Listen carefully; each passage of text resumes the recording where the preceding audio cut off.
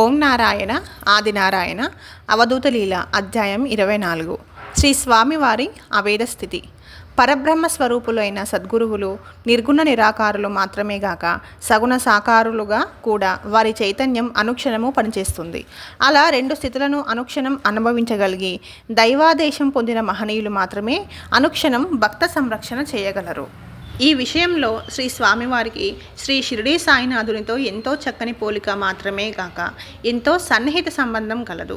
ఇది వారి జీవిత విధానంలోనే గాక వారిద్దరూ కలిసి భక్తులకిచ్చుచున్న దివ్యానుభవాల ద్వారా కూడా ప్రకటమవుతుంది. ఇద్దరూ అస్ఖలిత బ్రహ్మచారులే, తమదంటూ ఒక నివాసం లేనివారు, ఇద్దరూ భిక్షతో జీవించేవారు, సిద్ధులై కూడా ఆదర్శప్రాయులైన సాధువుల వలె జీవించారు. ఇరువురు నిరతాగ్నిహోత్రులు. వీరిద్దరి లీలలు బోధలు ఎంతో సన్నిహితంగా పోలియున్నవి. సాయినాథుడు తాను భక్తరక్షణ చేశాక నేనే చేశానని భక్తులకు ఎరుకపరిచేవారు. కానీ శ్రీ స్వామివారు జీవితాంతము తమ గుట్టును చాలా గోప్యంగా ఉంచారు. శ్రీ స్వామివారు స్వయంగా ఒకసారి భక్తులతో ఉత్తర దిక్కున తమ అన్నగారుండేవారని, వారు కూడా ఎప్పుడూ అగ్నిగుండం వేసేవారని చెప్పారు. ఇద్దరు పరిభాషలో సంకేతంగా మాట్లాడేవారు. ఇద్దరు మహాసమాధిని గూర్చి ముందుగా చెప్పడమే గాక తర్వాత కూడా శాశ్వతంగా తమ భక్తులను అనుగ్రహిస్తూ ఉంటామని అభయమిచ్చి అదే రీతిని తమ అభయాన్ని నెరవేరుస్తున్నారు. వీరిద్దరూ కలిసి భక్తులకు సంగిన దివ్యానుభవాలు పరిశీలిద్దాము. ప్రఖ్యాత సాయి భక్తులైన ఆచార్య శ్రీ ఎక్కిరాల భరద్వాజ గారు శ్రీ స్వామివారిని ప్రథమంగా దర్శించిన విషయం ఇలా తెలియజేసినారు.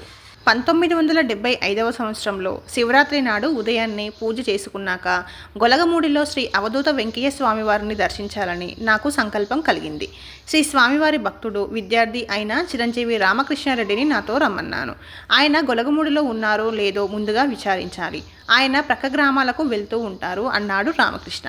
ఉదయం 8:30 గంటలకు నేను సాయికి అగరువత్తి సమర్పించి, సాయి, మీరు సకల సాధు స్వరూపులు, శ్రీ వెంకయ్య స్వామి వారి రూపంలో ఉన్న తమను దర్శించ వెళుతున్నాను, వారి సన్నిధి ఆశీర్వచనము విశేషంగా లభించాలి అని ప్రార్థించి బయలుదేరాను. సుమారు ఉదయం 10 గంటలకు గొలగమూడి వెళ్లే బస్సు మాకెదురయ్యింది. మేమందులో ఎక్కగానే శ్రీ స్వామివారి తంబురను పట్టుకుని ఉన్న ఒక సాధువును రామకృష్ణ గుర్తుపట్టి విచారించాడు. ఆ సాధువు శ్రీ స్వామివారు 4 రోజుల క్రిందట నెల్లూరు వచ్చి దత్తాత్రేయ మఠంలో విడిది చేశారు. మొదట వారక్కడ 10 రోజులు ఉంటామన్నారు. అందువల్ల వారు నిర్వహించే నిరతాగ్నిహోత్రానికి అవసరమైన కట్టెలు కూడా భక్తులు సిద్ధం చేశారు. కానీ వారి ఉదయం 8:30 గంటలకు తాము తక్షణమే గొలగమూడి బయలుదేరాలని చెప్పారు. వెంటనే భక్తులు వారిని గుర్రపు బండిలో అక్కడకు పంపారు. వారు అరగంట క్రిందట గొలగమూడి చేరి ఉండాలి అన్నాడు. కొద్ది నిమిషాలలో మేము శ్రీ స్వామివారి సన్నిధికి చేరాము. శ్రీ స్వామివారు ఆకస్మికంగా గొలగమూడి చేరడంతో భక్తులెవ్వరూ ఆయన దర్శనార్థం అక్కడకు రాలేదు. నేను రామకృష్ణారెడ్డి మాత్రమే సుమారు 6 గంటలు వారి సన్నిధిలో ప్రశాంతంగా గడిపాము. మా ఇద్దరిని గురువారపు భజన బృందాన్ని ఎంతో గొప్పగా ఆశీర్వదించారు శ్రీ స్వామివారు. కనుక శ్రీ స్వామివారు తమ రూపమేనని శ్రీ సాయి నాకు తెలిపినట్లు అనిపించింది. తర్వాత అప్పుడప్పుడు నేను మా సత్సంగ సభ్యులు శ్రీ స్వామివారిని దర్శిస్తూ వచ్చాము. ఒకరోజు శ్రీ స్వామివారు కలిచేడు నుండి మజిలీ మార్చాలని సామాన్లు బండికి ఎక్కించమన్నారు. సామానంతా ఎక్కించి శ్రీ స్వామివారిని బండి ఎక్కమంటే పొయ్యేందుకు వీలు లేదు, సామాను బండి నుండి దించి బండివానికి 6 రూపాయలు ఇచ్చి పంపమని ఆజ్ఞాపించారు. ప్రయాణము ఎందుకు నిలుపుతున్నారని సేవకులకు అర్థం కాలేదు. ఆ రోజు ఉదయం 9 గంటలకు సోదరుడు శేషాద్రి విద్యానగర్ నుండి శ్రీ స్వామివారి దర్శనానికై బస్సు దిగాడు. శ్రీ స్వామివారు అకస్మాత్తుగా ప్రయాణము ఆపుకోవడానికి కారణం అప్పుడు అందరికీ అర్థమైంది. విద్యానగర్ నుండి శ్రీ స్వామివారి దర్శనానికి బయలుదేరబోతూ శ్రీ స్వామివారి దర్శనం ఇప్పించమని శ్రీ సాయిని శేషాద్రి ప్రార్థించిన సమయంలోనే ఇక్కడ శ్రీ స్వామివారు ప్రయాణం విరమించుకున్నారు. సకల సాధుస్వరూపి శ్రీ సాయి, శ్రీ స్వామి వేరు కాదు కదా. 1980వ సంవత్సరంలో ఆశ్రమంలో సమాధి మందిరం కట్టేందుకు ఇటుకలు తీసుకొచ్చిన లారీ వచ్చింది. ఆ రోజు శ్రీ స్వామివారు అందరినీ ఇప్పుడున్న సమాధి మందిర ప్రాంతంలో పడుకోమన్నారు. అయ్యా, ఇక్కడ పెంచల కొండంత మసీదు పడుతుందయ్యా అని అన్నారు. వారి సమాధి మందిరం 1 సంవత్సరం లోపల వెలిసింది. కానీ వారు తమ సమాధి మందిరాన్ని మసీదని ఎందుకన్నారో ఆలోచించవలసి ఉన్నది. ద్వారకామాయి పేరు పెట్టి మసీదులో నివసించిన మహనీయుడు శ్రీ షిరిడీ సాయినాథుడే. ఇచట మతమేదం లేకుండా సర్వ మతస్థులు వారి వారి మతానుసారం దైవాన్ని ఆరాధిస్తారు. అంతేగాక మసీదు అని పిలువబడుతూ హిందూ దేవాలయంలో వలె గంటలు కొట్టడం, తులసీమాతను పూజించడం ఒక్క షిరిడీలో తప్ప మరెక్కడా లేదు. షిరిడీలో వలె గొలగమూడిలో కూడా సర్వమతస్థులు శ్రీ స్వామివారిని ఆరాధించి వారి కృపను పొందుచున్నారు. కనుక శ్రీ స్వామివారు తమకు శ్రీ సాయినాథునకు భేదం లేదని తెలుపుచున్నారు. 1980వ సంవత్సరంలో శ్రీ స్వామివారు తలుపూరులో నారాయణదాసు గారి ఆశ్రమంలో విడుదల చేసి ఉన్నారు. శ్రీ స్వామివారి సేవకుడు గురువయ్య గారికి నేను శ్రీ సాయి లీలామృతం చదివి వినిపించాక వారు ఆ గ్రంథాన్ని పారాయణ చేస్తున్నారు. ఒకరోజు నేను గురువయ్య ప్రక్కన శ్రీ స్వామివారి సన్నిధిలో పడుకుని నిద్రిస్తున్నాము. అర్ధరాత్రి వేళ గురువయ్య 40 గజాల దూరం వెళ్ళి తిరిగి వస్తూ, నీవు నిద్ర వల్ల వెంటనే లేచి రాలేకపోయావు. ఇప్పుడే సాయిబాబా వచ్చి వెళ్ళిపోయారు. ఆయన వచ్చి నా ప్రక్కన నిల్చున్నారు. నాకు మెలకువ వచ్చి లేచి పాదాభివందనం చేయబోతే కదిలిపోతూ ఉన్నారు. నేను వెంబడించి గేటు దాకా వెళ్ళాను. వారక్కడ అదృశ్యమైనారు అని చెప్పారు. వారి ఉద్రేకం చూస్తే నిజంగా శ్రీ సాయి భౌతికంగా దర్శనమిచ్చినట్లే ఉన్నారు. శ్రీ స్వామివారి సన్నిధిలో వారి ప్రధాన సేవకునకు శ్రీ సాయి భౌతిక దర్శనం ఇచ్చి అనుగ్రహించడం శ్రీ స్వామివారికి శ్రీ సాయికి గల సన్నిహిత సంబంధం తెలుపుతుంది. వైద్యుల సుధాకర్ మరదలు గీతాభవాని ఇలా చెబుతుంది. మా తల్లిదండ్రులకు నన్ను మా మేనమామ గారైన వైద్యుల సురేష్ గారికి ఇచ్చి వివాహం చేయాలని కోరిక. నన్ను చేసుకోవడం ఆయనకు ఇష్టం లేదు. వారిని వివాహం ఆడటం నాకు ఇష్టమే. కనుక వారితో నా వివాహమైతే దంపతులం వచ్చి శ్రీ స్వామివారిని దర్శించి ఆశ్రమంలో నిద్ర చేస్తామని మొక్కుకున్నాను. ఈ విషయం చెప్పకుండా మా అక్క శ్రీ స్వామివారి దారాన్ని మా మామగారి మణికట్టుకు కట్టింది. శ్రీ స్వామివారి దారం కట్టుకుంటే మంచిదని చెప్పింది. ఒక్క నెల కూడా గడవకుండానే మా మామగారి అంగీకారంపై మా వివాహం జరిగింది. మొక్కుబడి ప్రకారం శ్రీ స్వామివారి ఆశ్రమంలో మా దంపతులం ఇద్దరం నిద్ర చేశాము. నాటి రాత్రి షిరిడీ సాయినాథుడు నా స్వప్నంలో కనిపించి, నీ వివాహమైంది కదా, నాకు సత్యనారాయణ స్వామి పూజ చేయించు అన్నారు. స్వామి, మా ఇల్లు చాలా చిన్నది, పెద్ద ఇల్లు కట్టిస్తే అట్లాగే చేస్తాను అని అన్నాను. ఈ దారం నీవు కట్టుకో అని ఒక దారం ప్రసాదించి అదృశ్యులైనారు. తెల్లవారి చూస్తే నిజంగానే నా పడకపై శ్రీ సాయి ప్రసాదించిన శ్రీ స్వామివారి దారం ఉంది. బాబా తమ భక్తులకు విభూతి మాత్రమే ప్రసాదించడం సంప్రదాయం. శ్రీ వెంకయ్య స్వామి వారు తమ భక్తులకు తమ ఆశీర్వాద సూచకంగా విభూతితో దారం కూడా ప్రసాదించడం పరిపాటి. శ్రీ వెంకయ్య స్వామి వారి ఆశ్రమంలో వారి మొక్కు తీర్చుటకు వెళ్ళిన సమయంలో శ్రీ సాయినాథుడు ఆమెకు శ్రీ వెంకయ్య స్వామి వారి దారం ప్రసాదించారంటే శ్రీ సాయినాథునకు శ్రీ వెంకయ్య స్వామి వారికి భేదం లేదని తెలిపారన్నమాట. గుంటూరు నివాసి జీవి రమణమూర్తి ఇలా వ్రాస్తున్నారు. షిరిడీ సాయినాథుని చరిత్ర పారాయణ ద్వారా వారితో నాకు చాలా అనుభవాలు ఉన్నాయి. వారికి శ్రీ వెంకయ్య స్వామి వారికి భేదం లేదని నిరూపించారు. నేను ఒక సమస్యతో తికమకలాడుతూ ఉండగా నాకు శ్రీ వెంకయ్య స్వామి వారి చరిత్ర గ్రంథం లభించి తెరవగానే నాకు కావాల్సిన సందేశం లభించడంతో ఆ గ్రంథం ఆమూలాగ్రం పారాయణ చేశాను. అప్పట్లో నాకు గల గ్రహ బాధల నివారణార్థం జొన్నవాడ కామాక్షమ్మ సన్నిధికి చేరాను. నాటి రాత్రి కామాక్షమ్మ మల్లికార్జున స్వామి నాకు మంత్రోపదేశం చేసి అన్నీ చెక్కబడతాయని సెలవిచ్చారు. మెలకువ వచ్చింది, కానీ కళ్ళు మూసుకొని ఉన్నాను. అయ్యో, నీవు 3 రోజులు నా దగ్గర ఉండాలయ్యో అనే మాటలు స్పష్టంగా వినిపించాయి. ఆ మాటల పొందిక శ్రీ వెంకయ్య స్వామి వారిదేనని తెల్లవారి గొలగమూడి చేరాను. ఆనాటి రాత్రి నేను మెలకువగానే పడుకొని ఉన్నాను. రాత్రి 10 గంటల సమయం. ప్రక్కన భజన జరుగుతూ ఉంది. కాళ్ళ వద్ద శ్రీ షిరిడీ సాయి, శ్రీ వెంకయ్య స్వామి వారు చెరొక వైపు నిల్చుని ఉన్నారు. కళ్ళు తెరిచి స్పష్టంగా చూస్తున్నాను. తన్మయత్వంలో లేవాలని కానీ మాట్లాడాలని కానీ అనిపించలేదు. వారు నా వైపే చూపిస్తూ రా బయటకు అన్నారు. నాలో నుండి ఆకుపచ్చ చీర ధరించి రవిక లేని ఒక వికట రూపి బయటకొచ్చి నిలిచింది. పోయి ఇక్కడ నుండి అని స్వామి ఆజ్ఞాపిస్తున్నారు. నేను ఈయనను నమ్ముకొని ఉన్నాను, ఇచ్చటికి వెళ్ళగలను, ఇంకెవరినైనా చూపండి పోతాను అన్నది. వెంటనే బాబా చేతిలోని సటకాను శ్రీ స్వామివారు తీసుకుని దానితో ఆ వికట రూపిని మెడపై పెట్టి నెట్టారు. ఆమెకు కరెంటు షాకు కొట్టినట్లుగా అరచి వెళ్ళిపోయింది. నాటితో నాకున్న గ్రహ బాధ తీరిపోయింది. గుంటూరులో నేను బాడుగ స్థలంలో పెట్టి ఉన్న టీ కొట్టు మరొకరికి అమ్మాలనుకున్నాను. నాటి రాత్రి నాకు బాబా కలలో అమ్మేస్తే ఏమి తినాలనుకున్నావు అన్నారు.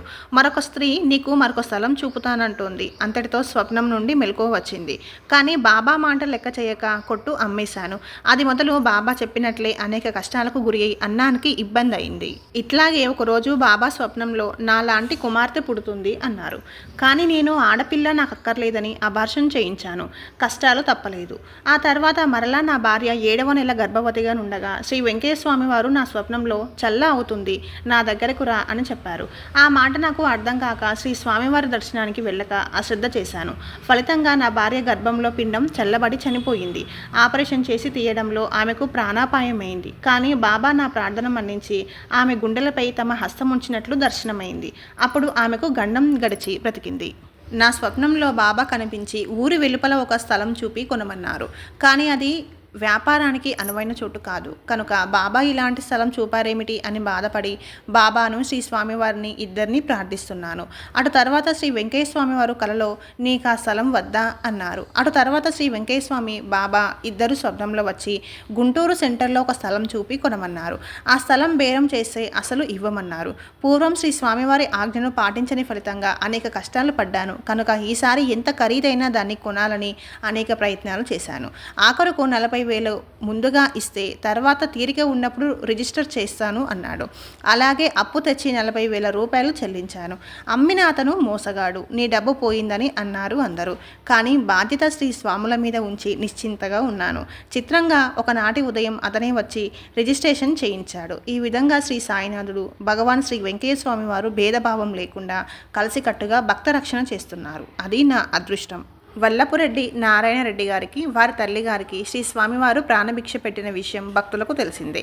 కాలాంతరంలో షిరిడీ సాయినాథుని చరిత్ర పఠన ద్వారా వారిపై ఆయనకు భక్తి శ్రద్ధలు ఏర్పడి శ్రీ సాయిని కూడా స్మరించేవారు.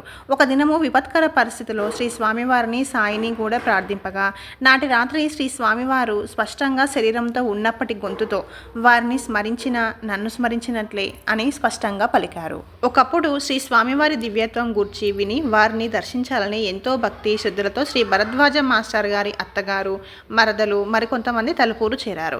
కానీ అదే సమయానికి శ్రీ స్వామివారు మరొక అడ్డదోవన బండిలో ప్రక్క గ్రామమైన కలచెడు చేరారు. ఆ విషయం తెలిసి బస్సు లేనందున మాస్టర్ గారి అత్తగారు 50 సంవత్సరముల వయస్సులో తన వృద్ధాప్యాన్ని బలహీనతను కూడా లెక్క చేయక మిట్ట మధ్యాహ్నం ఎండలో అందరితో కలిసి 3 మైళ్ళు నడిచి కలచెడు చేరి శ్రీ స్వామివారికి నమస్కరించారు. అప్పట్లో ఎల్లప్పుడూ మౌనవ్రతంలో ఉండి ఎవరిని తాకనివ్వకుండా ఉంటున్న శ్రీ స్వామివారు కాగితాలపై వేలిముద్రలు వేసి భక్తులకు ఇస్తూ త్వరగా కాగితాలు తమ బొటన వేలి కింద ఉంచమని వారిని ప్రోత్సహించారు. ఆ పనిలో ఆడవాళ్ల చేతులు శ్రీ స్వామివారికి తగులుతున్నా సరే శ్రీ స్వామివారు వారిని ఏమీ ఆటంకపరచలేదు. వారి భక్తి శ్రద్ధలను శ్రీ స్వామివారు అంగీకరించి ఆ విధంగా అనుగ్రహించారు.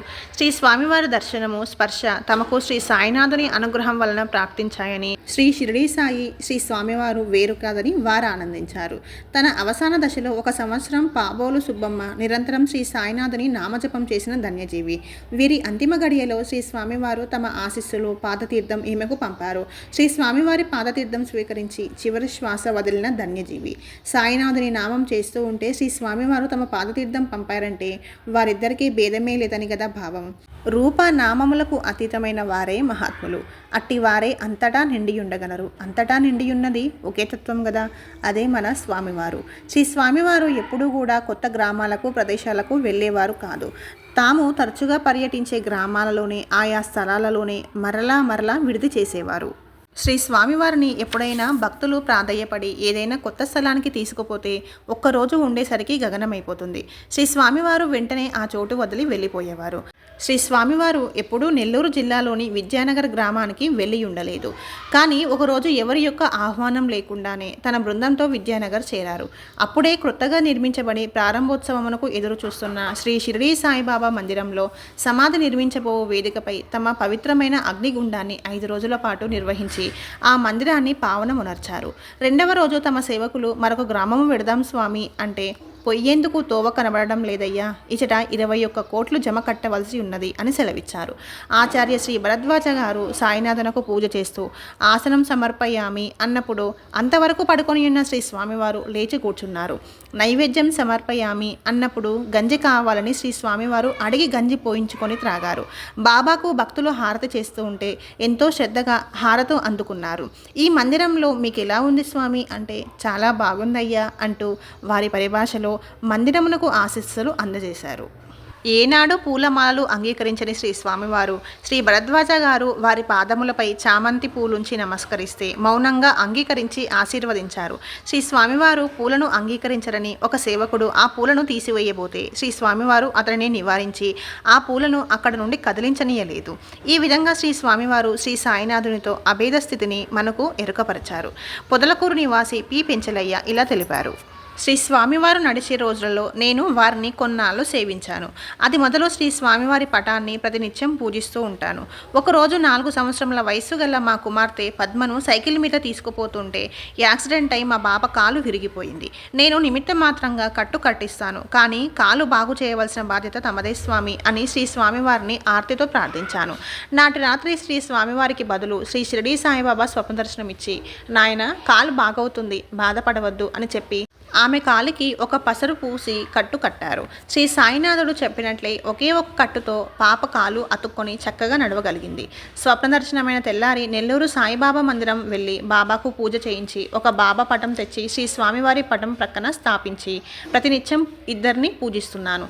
ఈ మహనీయులిద్దరికీ ఎలాంటి భేదము లేదు. లేకుంటే శ్రీ స్వామివారి పటాన్ని పూజిస్తూ బాబాను గూర్చి బొత్తిగా పరిచయం లేని నాకు బాబా దర్శనమియ్యడం ఏమిటి? ఆగస్టు నెల 1986లో శ్రీ స్వామివారంటే భక్తి శ్రద్ధలు కలిగి నా యందు ప్రేమాభిమానములు గల మా మరదలకు ప్రమాదమైన జబ్బు చేసి వెంటనే మద్రాసు తీసుకువెళ్లారు. నాకు ఈ వార్త తెలిసి, ఏమి స్వామి, ఇంతటి ఆత్మీయురాలు ఆపదలో ఉంటే కళ్ళ చూపులు కూడా లేకుండా దూరంగా పంపేశారు.